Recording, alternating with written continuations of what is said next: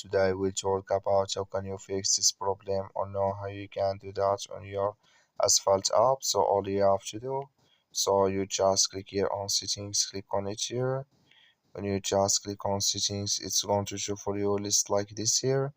Then you go down, just keep going down, click here on apps. You come to apps list here, and here you're looking for Asphalt app, or just click on search. Then here at Asphalt app, it's going to show for you like this. Click on it, then it's going to take you to this list. Click on first stop, then you click on OK.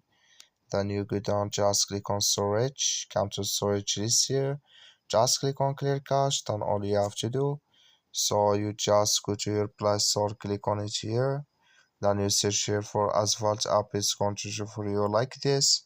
You will find here update, click on it, then it's going to work with you.